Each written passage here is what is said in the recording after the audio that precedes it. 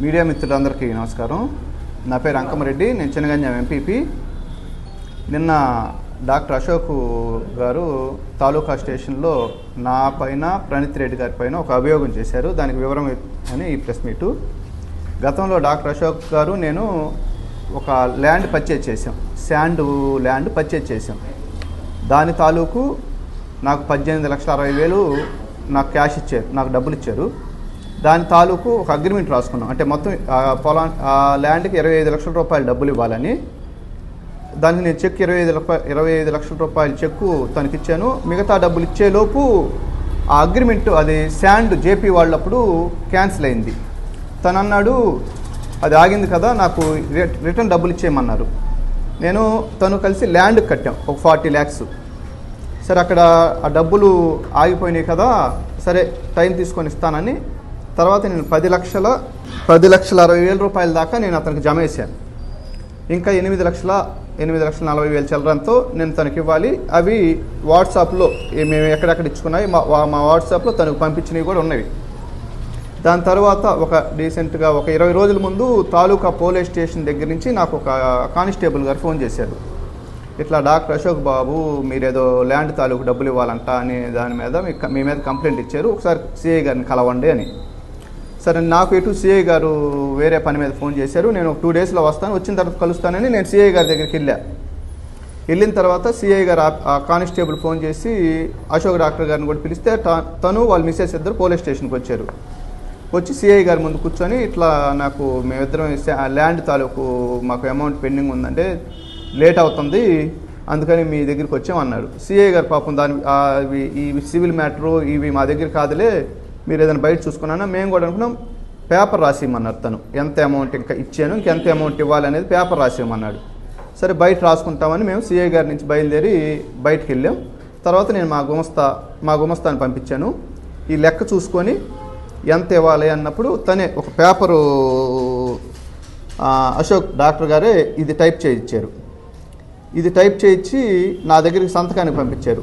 నేను ఏం చెప్పానంటే మీకు ఇవ్వాల్సిన డబ్బులకి నేను చెక్ ఇచ్చాను, కొంత అమౌంట్ ఇచ్చా, దానికి ఓన్లీ మన వాట్సాప్లో పేపర్ కదా, ఇది కూడా సంతకం పెట్టి మీకు ఇస్తే ఎట్లా, ఇది ఇచ్చినప్పుడు నాకు చెక్ ఇచ్చేయండి, మీకు అప్పుడు 8,42,000 నేను ఇవ్వాలి అని సరిపోతుంది, లేదంటే నాకు రాసి ఇవ్వండి ఇచ్చినప్పుడు అంటే తను దానికి ఒప్పుకోవాలి. అయ్యి ఒక వారం రోజుల నుంచి మాకు ఈ ఫోన్లో కంటిన్యూస్గా అదే ఫోన్లు చేస్తున్నాయి, అలా ఇవ్వనని చెప్పాను నేను. అట్లా ఇది రాసి ఇస్తే తన దగ్గర ఉండేది కానీ నా దగ్గర ఉండదు కదా, చెక్ అతని దగ్గరే అనే దాని మీద ఇది జరిగింది. దానికి సంబంధించి మీకు ఈ మా ఇద్దరి మధ్యన తను వాట్సాప్లో పెట్టి మీకు సెట్స్ ఇస్తాను. ఇది అంటే ఒంగోలులో ఇది ఒకటి. ఒంగోలులో ఇప్పుడు మేము ఒక మండలంలో ఏదో రాజకీయాల్లో తిరుగుతూ ఉంటాం. మాకు గురువు గారు బాలినేని శ్రీనివాసరెడ్డి గారు, ప్రణీత్ రెడ్డి గారితో మేము ఎన్నో పనులు చేయించుకొని ఎంతో ఇదిగా ఉన్నాం. మాలాంటి వాళ్ళు 100 మంది తన దగ్గరికి వస్తారు. దానికి మేమేదో చేసిన మంచి అవ్వచ్చు, తప్పు అవ్వచ్చు, ఒప్పు అవ్వచ్చు, అవి వాళ్ళ మీద బ్లేమ్ చేస్తే మేమేదో ఇదయ్యి దానికోసం అది మంచి పద్ధతి కాదు. డాక్టర్ గారు మీ మనస్సాక్షి చెప్తున్నా, మన ఇద్దరి మధ్యన జరిగిన ట్రాన్సాక్షన్ ఇది కాకుండా మీ దగ్గర నేను ఏదన్నా ప్రణీత్ రెడ్డి గారి పేరు కానీ బాలినేని శ్రీనివాసరెడ్డి గారి పేరు కానీ ఎవరి పేరైనా చెప్పి మీ దగ్గర నేను 5 రూపాయలు తీసుకున్నా, నేను నా పిల్లల్ని తీసుకొని నాకు ఇష్టమైన దేవాలయం దగ్గర నేను ప్రమాణం చేయడానికి సిద్ధం. మీరు నమ్మే దేవుడి దగ్గర మీ పిల్లల్ని తీసుకెళ్ళి ఈ ట్రాన్సాక్షన్ కాకుండా మీ దగ్గర నేనేదన్నా టికెట్ పేరు చెప్పు కానీ లేకపోతే ఇంకో దానికి కానీ నేను ఏదన్నా 1 రూపాయి తీసుకున్నా, మీకు పని ఉంటే 7-8 సార్లు నేను నా కారులో తీసుకెళ్ళి బాలినేని శ్రీనివాసరెడ్డి గారి దగ్గరికి తీసుకెళ్ళి మీకు పనులు చేయించినవి గుర్తుందో లేదో గుర్తు చేసుకోండి. నా కారులో తీసుకొని వెళ్ళా. ఏదో బ్రేమ్ చేస్తే ఏదో మాట్లాడితే అనేది పద్ధతి కాదు. డాక్టర్ గారు మీకు 100 పనులు చేసుంటారు బాలినేని శ్రీనివాసరెడ్డి గారు. నిజంగా వాళ్ళకి సంబంధం లేకుండా వాళ్ళని అలా చేయటం అది మీ మనసుకి ఆలోచించుకోండి. ఈరోజు తప్పు చేశారు, తప్పు విషయం. నేను డబ్బులు ఇవ్వాల్సిందే, కంప్లైంట్ ఇవ్వండి, దాని మీద ఫైట్ చేయండి, అంతే తప్ప మీరు ప్రణీత్ రెడ్డి గారిని బాలినేని శ్రీనివాసరెడ్డి గారిని ఇట్లా వాడటం కరెక్ట్ కాదు. మేము అక్కడ మాలాంటి వాళ్ళు కొన్ని 100 మంది ఉంటారు, వాళ్ళ దగ్గరికి వెళ్తూ ఉంటారు. వెళ్ళిన వల్ల మేము చేసిన ఇవన్నీ వాళ్ళకి సంబంధం కాదు కదా. డాక్టర్ గారు ఈ డబ్బుల విషయం మళ్ళీ మీరు మాట్లాడాలన్నా ఎక్కడికన్నా రావాలన్నా ఏదైనా చేయాలన్నా మీరు ప్రణీత్ రెడ్డి గారి పేరు వాడటం తప్పు. దాని మీద మీరు మళ్ళీ తప్పుగా మాట అన్నారు. దాన్ని వెనక్కి తీసుకోండి, మీకు మంచి జరిగింది. ఎన్ని విషయాల్లోనూ మీరు బాలినేని శ్రీనివాసరెడ్డి దగ్గర శ్రీనివాసరెడ్డి గారి దగ్గర పని చేయించుకొని ఉంటారు.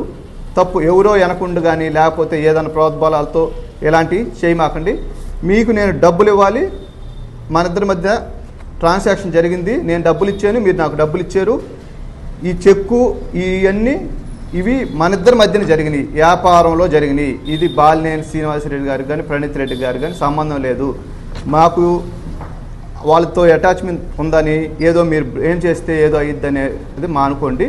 ఇప్పుడైనా సరే మీరు ఒక్కసారి ఆలోచించుకోండి, మీ ఇంట్లో ఆలోచించుకోండి. తప్పు. బాలినేని శ్రీనివాసరెడ్డి ప్రణీత్ రెడ్డి గారి పేరు మీరు మాట్లాడటం తప్పు, దాన్ని వెనక్కి తీసుకోండి.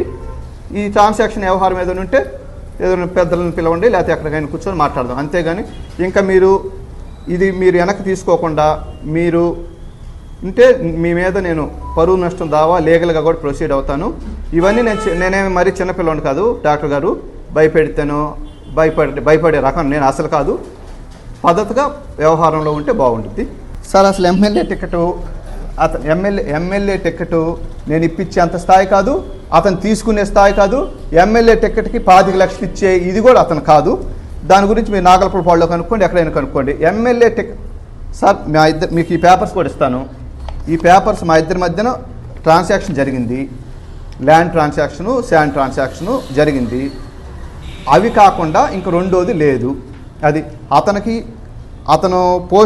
ఆ రోజు పోస్ట్ వ్యవహారంలో కూడా నేను కూడా బాలినేని శ్రీనివాసరెడ్డి గారి దగ్గరికి వచ్చాను. ఇట్లాంటి ఏమైనా పనులుంటే మేము 7-8 సార్లు నేను తీసుకెళ్ళానండి. తను వేరే పనులున్నా అవి వీళ్ళనే కాదు, ఒక 50 మందిని తీసుకొని వెళ్ళాను నేను.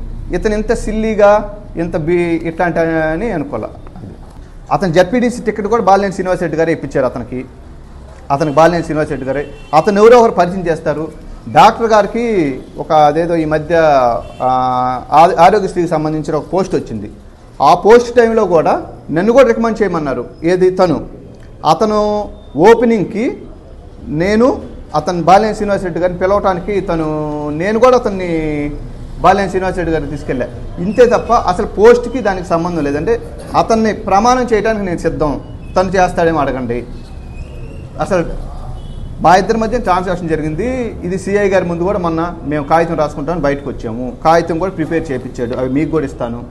అతను టికెట్ ఇప్పిస్తానంటే నేను 25 లక్షల రూపాయలు నాకు ఇస్తాడని ఎలా అనుకుంటారు సార్? ఎలా ఇస్తాడు అతను? ఎందుకు ఇస్తాడు? 25 లక్షల రూపాయలకి ఎమ్మెల్యే టికెట్లు వస్తున్నాయా? వాళ్ళు బాలినేని గారి ఫ్యామిలీస్ పెద్ద స్థాయి. ఇట్లాంటి మాట అంటే నేనేదో భయపడో లేకపోతే ఏదో అనే ఇదే కానీ దాంట్లో ఏం లేదు. నేను ప్రమాణం చేయడానికి సిద్ధం. తను కూడా ప్రమాణం వాళ్ళ పిల్లల్ని పెట్టుకొని ప్రమాణం చేస్తాడేమో చూడండి. 1% కూడా ₹5 ట్రాన్సాక్షన్ కూడా వేరేగా జరగలేదండి. ఓన్లీ ల్యాండ్కి సంబంధించి మీకు ఈ వివరాలు కూడా ఇస్తాను. నవంబర్ 16వ తారీఖు ఏమో తను ఇది టైప్ చేయించాడు.